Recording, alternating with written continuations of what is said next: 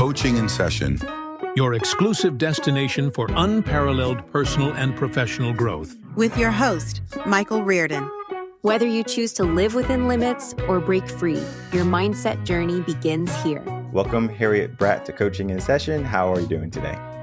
I'm wicked, thank you. Nice to be here with you and your listeners. Wonderful. I'm excited to be talking about you. You are a speaker trainer and you are a firewalk guide. And I think of when firewalks was first introduced to me, it was with Tony Robbins. And one of his events, he would have people walk over hot coals. And you can just see the fear in people's eyes when they're like, oh my goodness, I have to walk on fire. But when they do it, they feel so empowered. They feel like they can do it 100 times more. And sometimes in life, we need to be pushed to walk over the fire, to walk through the fear. And I know our conversation is going to be leaning into that. And it's going to also be helping people with their personal development in all aspects of their life. But in your own words, can you tell us who you are, what you do, and of course, how you help people? Beautiful. And I also had that experience. I think a lot of people can relate to Tony Robbins, and he certainly ran and facilitated the most people walking over fire. But it's an incredible and profound experience. So thank you for sharing. You got it spot on. I'm also a speaker myself, keynote speaker. We run events, but we also support others to speak. And I see so many incredible entrepreneurs with an amazing message, incredible information, powerful content that can really make a difference in a different area of their life. But unfortunately, they're not expressing that in an effective way. And that really comes down to your delivery, your communication style, and being able to make an impact when you're sharing. So that's how I love to support other female entrepreneurs, is to really step into that confidence, step into that power so that they can speak and sell in both an effective, but even more importantly, an impactful way. Well, let's get into this idea of expression where people do not know how to deliver what they want to deliver or what they're thinking about delivering. Do you think that there is a block in people's minds, or that there's something that a person needs to understand about themselves if they want to be expressive and to share that with other people in the world? I think you can also express yourself without necessarily knowing who you are, but I think it's going to be much more connective and make much more of an impact, be more engaging when you're sharing if you know who you are. I really believe that when we're speaking, whether it be on an awesome podcast like this one, or from a stage, or in a group on a live, wherever that is, you have a platform and a space to be able to make a difference.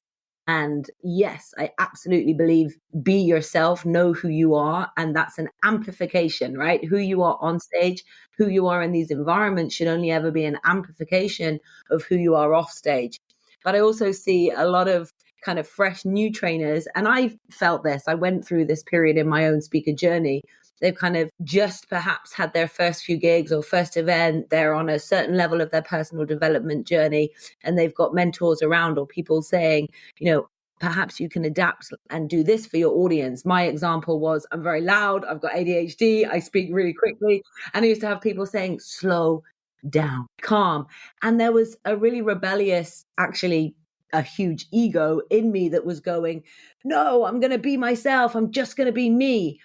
But the truth is, I wasn't thinking about my audience. I was thinking about me, like, I'm going to be myself. But the truth is, I can still be me. I can still express myself, but by pausing, by slowing down, by using the skill of public speaking, I can let my message, let our conversation land in a very different way, in a much more powerful way. So again, it is about being yourself, but it's also about the skill of speaking, communicating. When it comes to communication, I believe people sometimes listen to rather respond than to understand. And when we do that, we fail to truly connect with who we're trying to speak with.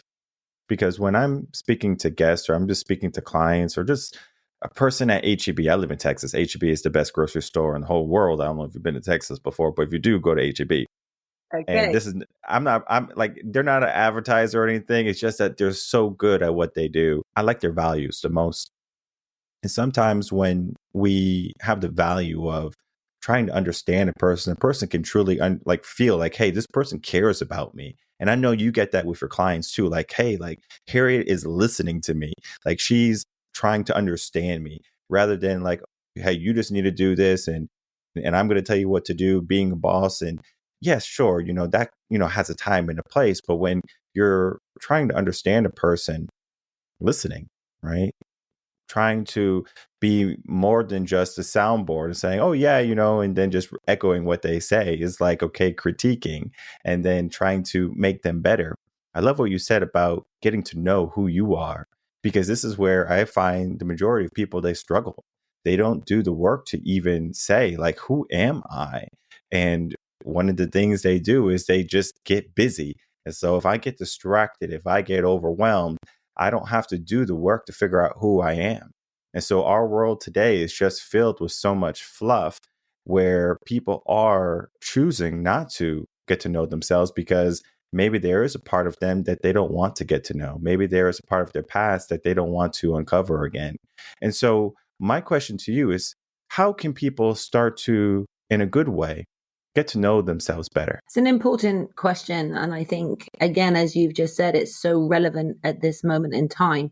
And I think there's a lot of people that are perhaps consciously aware that they're not progressing in their development because they're burying something, they're busying themselves, because it's easier to just crack on than it is to sit and really deal with all of that. And it doesn't necessarily mean all of the challenges, the darker side, the shadow side, whatever language you want to use. It means embracing your qualities and the beauties within your personality and your being as well. So a lot of people avoid it. And I think there's also a huge amount of people that are just unaware. And I was in that category of like, I just didn't know that you could pause and consciously think for yourself, consciously choose yourself, notice your patterns and be able to shift that. Like now it's second nature to me. But at the time, whatever it was, 7 or 8 years ago, when I found personal development, I just didn't know it was a thing. And through that, I'm sure like yourself, I've listened to some of your other episodes and you have very powerful conversations and you've clearly been in the world of personal development. I think there's many different ways you can get to know yourself. And the key that I would love to express is finding what feels good for you. And that might be taking yourself out to lunch. It might be walking in nature. It might be sitting with your journal for an hour. It might be going out hiking with your dictaphone. It might be meditating. There's a lot of different ways that you can get to know yourself. And at different stages, different ways will be more beneficial. 7 or 8 years ago, I was that girl that was like, I can't meditate. And that was not the process for me. But now I do it every single day and I gain amazing insights. So again, it's not so much I think about what you should do. It's about doing something, as you say, it's about consciously choosing to do something that helps you get to know yourself and show up in a way that makes you feel good, satisfied, fulfilled in your everyday life. This is a quick question here because I think it's going to really bring about a deeper conversation. What was a moment in your life or one of your first moments when you truly felt powerful? Oh, beautiful. I haven't had it worded like that.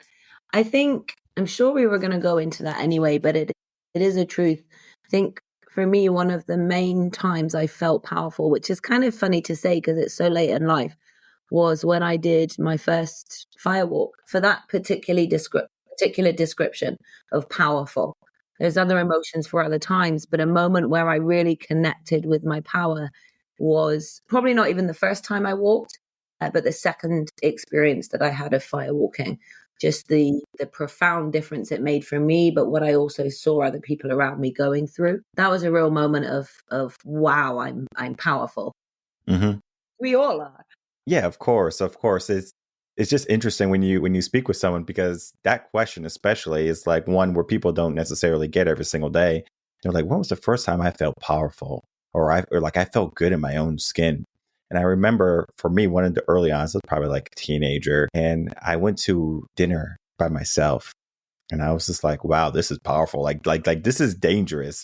You would think like certain people are like, oh, you have to have company, you feel so alone. But for me, like it felt powerful, and I was like, wow, like just going out to eat by yourself is powerful. And I'm sure you see people in coffee shops and they're doing the work, and I'm sure they feel a certain power in that.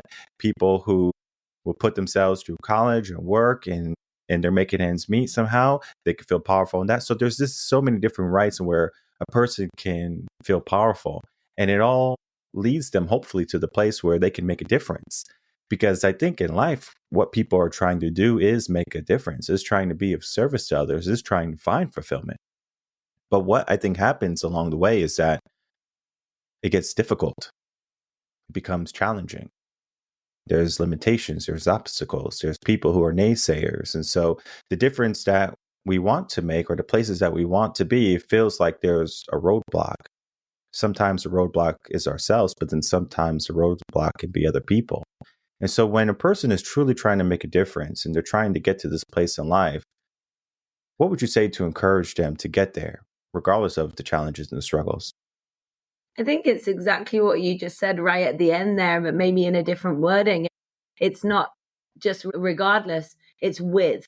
And that for me was a power tool, is just knowing that, right? I absolutely went through that phase of like positive toxic, what is it?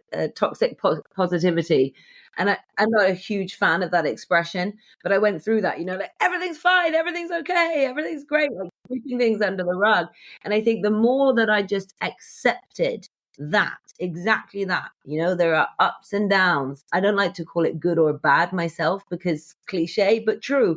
It's all lessons. It's all an experience that you have. Everything that we go through adds to the experience that we are having here whilst we are alive. It's only ever up to you, your choice of perspective, your response to that, how you deal with everything that happens. And I don't think the progression in business happens without the challenges, the obstacles, or the mistakes. I don't think the wisdom and the calmness and the understanding that we can have in various situations comes in life unless we've been through things ourselves to learn that state of mind. So I think for me, the biggest tool for those listening that feel that way is to know, and another quote, again, that famous story of this too shall pass, that ups and downs are a part of life. And if right now you're going through a challenge, look to the solutions, look to what you can do. And let's be honest, right now, that might just be like eating ice cream and watching a Netflix movie. Just to take yourself out of it, but also to change your focus and get yourself in a slightly better state so that when you do go back to it, you're better equipped to find a solution, to find something to deal with, to find a way to work through it or deal with it. But also just keep that knowing in yourself that this will pass. You will move through this. Michael, everybody listening, have you been through something hard? Have you been through something challenging? Have you been through something that at the time was like, this is the worst in the world? All of us have. We've all experienced that. But guess what? We're listening to this podcast. We're having this conversation. You got through it. So what did you learn? What did you experience from it? What can you apply in your life? And remember, like I said, if you're going through something, that's the time to know you will get through this. How can you be solution focused? And there'll be a sunnier day. And even on your super sunny days, because I think that was my biggest issue, is to know, milk that moment, embrace it for everything that it is, but also know that too will pass. Like I was one of these event junkies. Like I'd go to the event, I'd be on fire when I got back from it. And then a week later, I'm having a self-pity party on the sofa, eating Doritos, beating myself up because I'm not feeling motivated and empowered. But again, we're not going to be in a particular state, any state for all moments in time. Mm. Side note, Doritos, it was funny. Right. They have a new flavor. It's like a cheeseburger. It's like a cheeseburger flavor. And I had them in my cart, like online shopping. I was like, oh, there's a new flavor of Doritos. Let me try them. And then I go, wait 1 second. Like, I don't want this junk in my body, number one.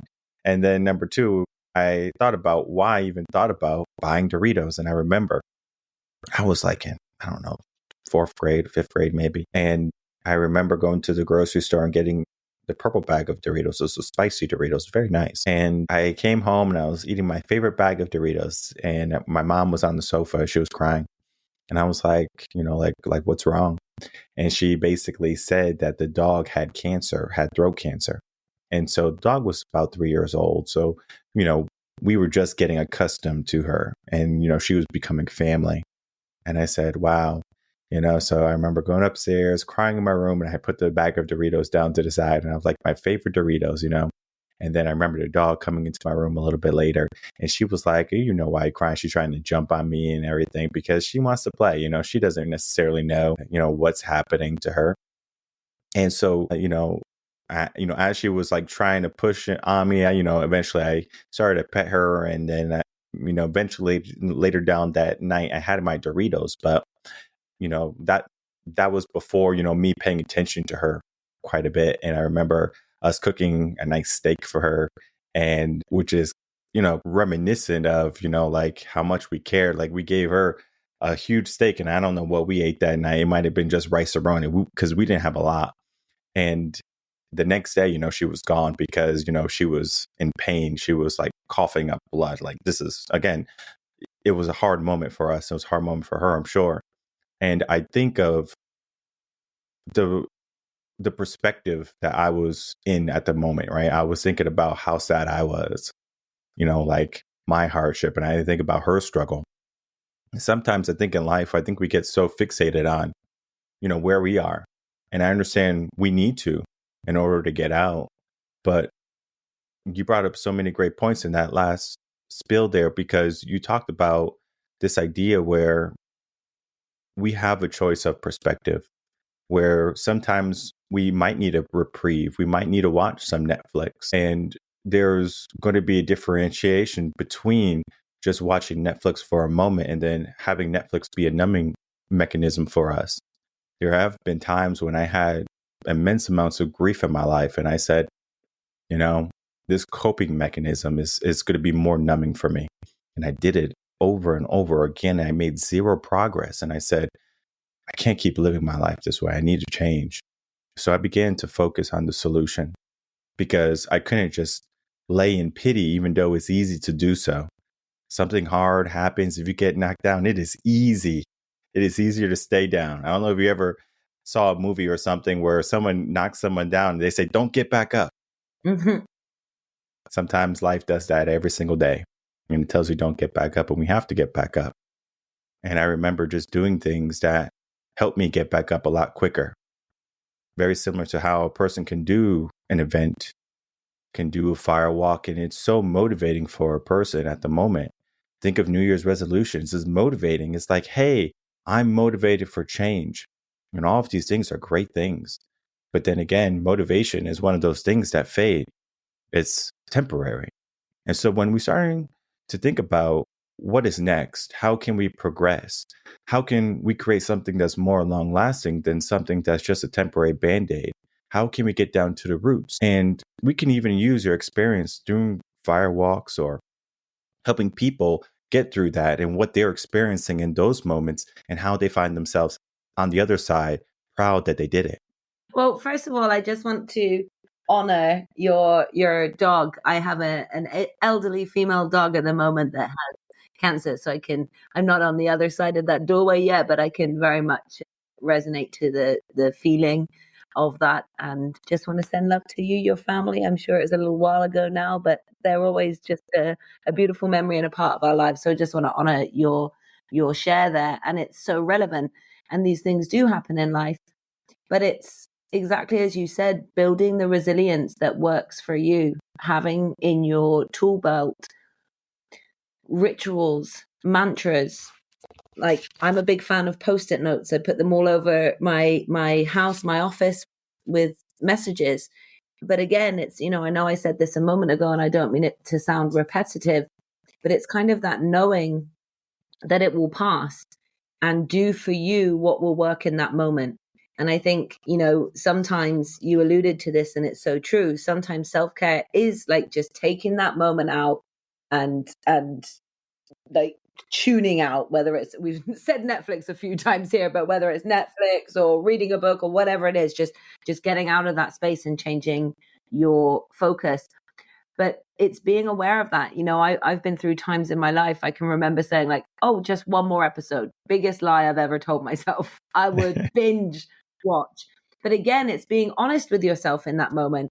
And I think it's easy to almost fall down the other side, right? I don't know about you, but I'd almost go down the other side of like, instead of now just being in a state of depression or anxiety or feeling guilty about something or procrastinating for another reason, and I've gone and binge watched, or I've gone and done something that isn't super empowering for me, I actually now just feel guilty, and now I start beating myself up, which never serves anybody.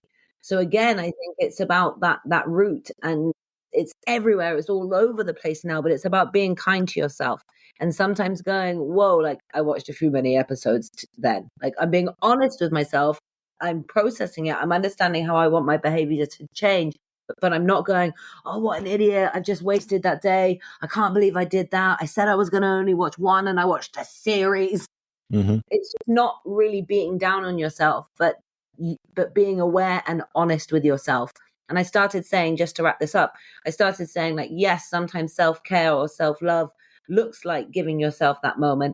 But sometimes it looks like just really getting honest with yourself and going, get on with it. I know you don't feel great. I know you don't feel amazing. Go and do the workout, send the email, whatever it might be. But like just being tough on yourself, not in a like, I was just thinking of David Goggins, whether you love him or you hate him, not in a David Goggins, like you've got to do this type of way, but just in a, like, let's be honest, you're here to progress in whatever area that is. So be true to yourself and the commitment that you're making.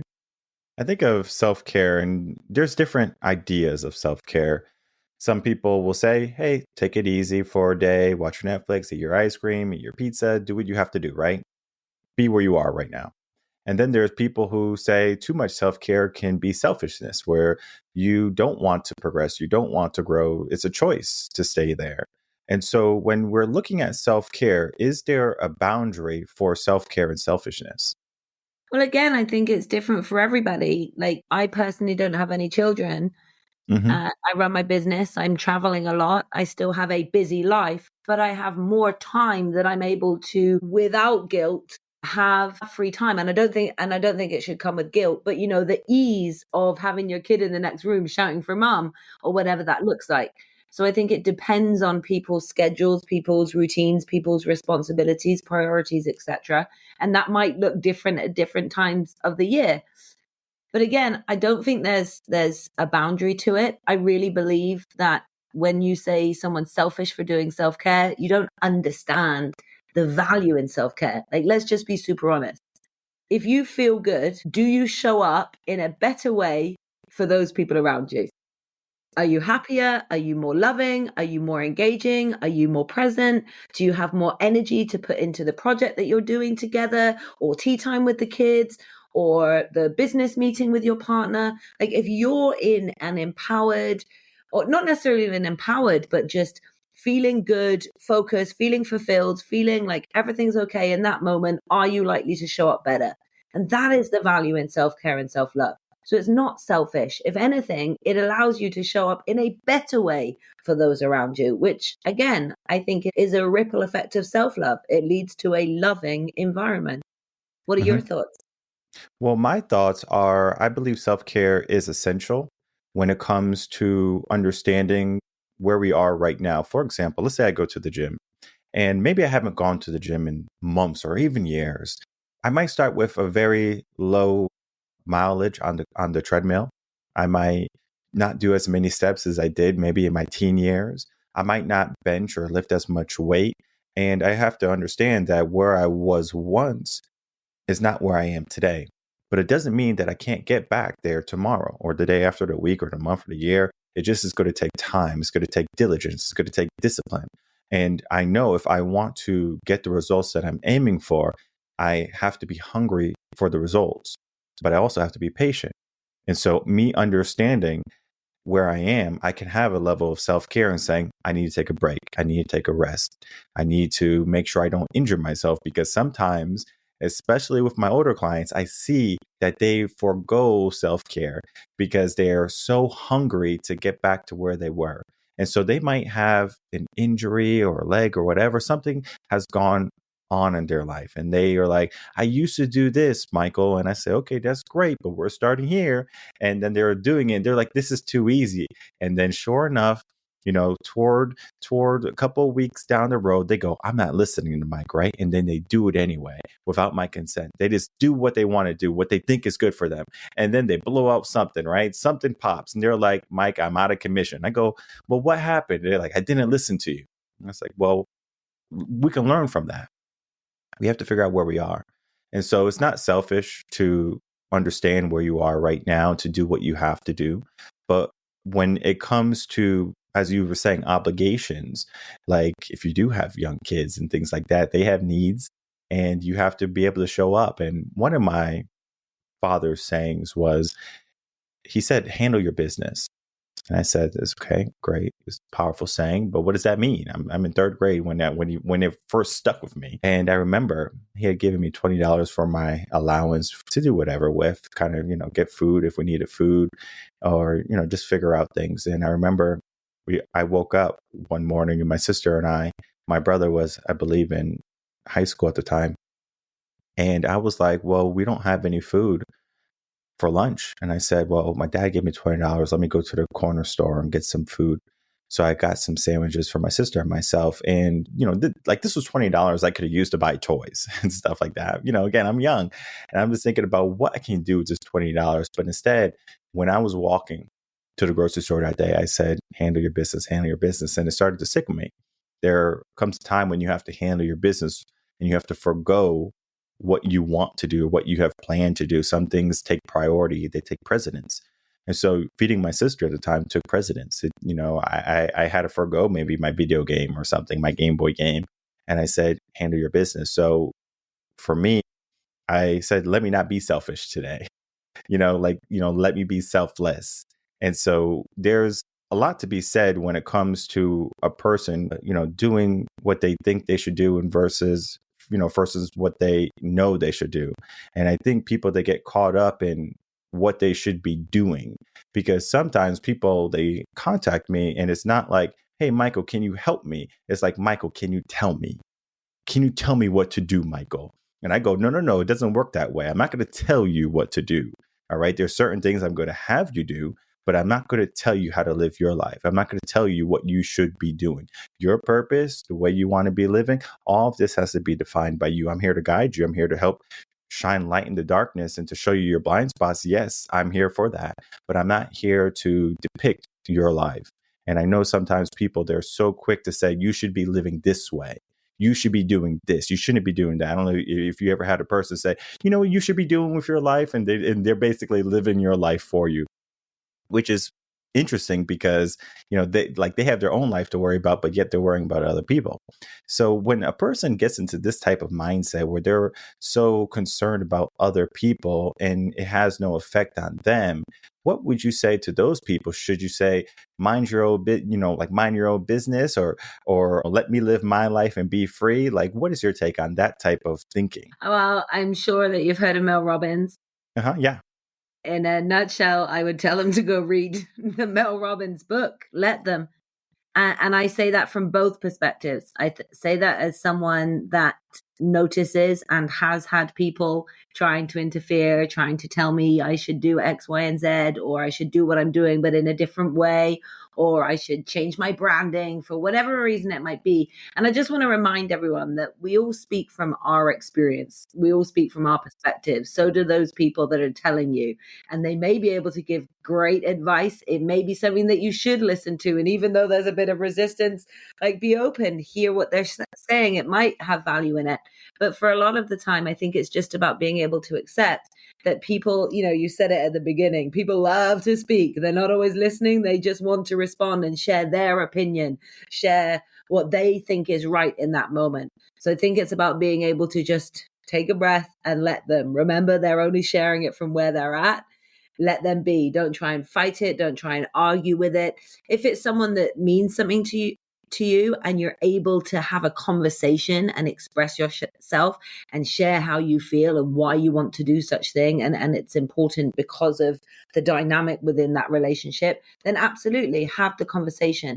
But most of the time, especially, if it's people commenting on Facebook, if it's a friend that heckles you when you're out for dinner in a pub and they're just relentlessly getting at you, it's hard, but take a breath and let them be, let them have their opinions, let them have their thoughts, let them have their perspective, and you pour your focus into what it is that you are doing. Use your energy to serve you and be inspired to take action in what it is that you want to do. And I love everything you said about that, because focus is so important. Where I believe, especially in our world today, there's a lot of peer pressure to be very similar to other people. And this happens when we're in high school, when we're teens, and we see our friends and they're all wearing a certain thing or certain clothing or listen to a certain type of music. And guess what we do? Do the same thing because we want to feel accepted. And I think if we could focus on, what we want to feel accepted within, meaning our own skin, saying, hey, I feel accepted no matter where I go. And this is funny because there's so many personal development teachers and guides and mentors, and you go in events, they basically say very similar things to this. They say, when you walk into a room, own the room. Because when you do that, it just means that you're comfortable where you are. Now, I'm not saying that you walk into a room where you're the smartest person in there, right? You don't want to do that. You want to be the person who can learn when you walk into the room. But when you can walk into the room and feel confident, that's powerful. Very similar to the question I asked, what was your first moment when you truly felt powerful? And it could be an awakening experience for individuals, especially today, from listening to our conversation, to say, let me focus on the things that I have to do. Let me look at, where I'm viewing my potential or how I'm seeking motivation or how I'm dealing with self-care. All of these things can be wake-up calls, and they can be the initiator for a person to change or to begin to discipline themselves to different walks in life. But what I say to that is it is great to have a conversation with someone, listen to it, and then start to take action. But for the majority of people, they're going to listen to a conversation. A week later, they're going to start to fall off, and they're going to say, well, what happened? And the reason is because they didn't get any accountability.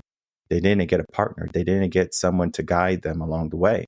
And I'm not saying that everyone needs this, but it is extremely helpful. And I know the work that you do, you help guide people, you help focus people, you help encourage people to walk across that fire, even if they feel the fear, even if they feel discouraged. This is important for people to realize that in life, we don't have to walk through that fire alone. We can walk together. And as we begin to wrap up, I would love for you to, of course, share with us some final thoughts, some final words, some final wisdoms. But then I want you also to tell people how they can find you, reach out, and begin working with you. Absolutely.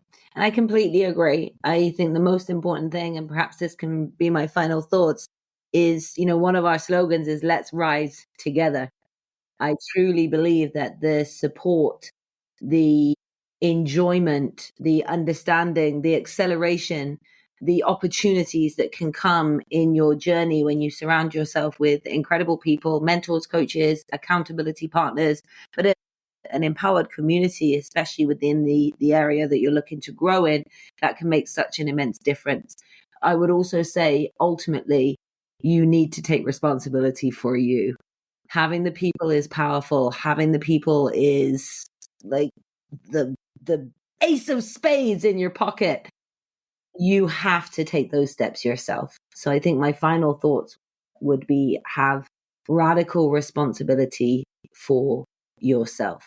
Have the environment, the community, the mentor or coach that supports you within that, but emotionally connect to what it is you want, why you want it, and then trust yourself little by little, day by day, to take those steps into achieving it.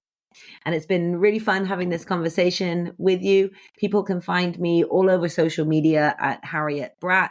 But if you are someone that would really like to build your confidence, you'd like to step into your power and really communicate in an effective and engaging way, I have a Facebook group called Speak and Rise, and it's a community that I share resources in daily that support you in doing exactly that, being able to speak up, trust yourself, believe in yourself, but also engage and impact the audience that you are sharing with. Thank you so much, everybody, and thank you to you, Michael. Beautifully said. I'm going to make it easy for everyone. All the links are right down below. So check what Harriet is doing, join her Facebook group, and just begin to make some change. I understand radical change can be a scary term where they're like, whoa, that's that's a big pill to swallow. But that radical can be a big step for you today, but it could be a small step for someone when they see you do it. So your big steps don't have to be compared to anyone else's. And I want you to understand that, because you can do incredible things. And even if someone says it's not incredible, maybe they don't know your journey. Maybe they don't want to know your journey.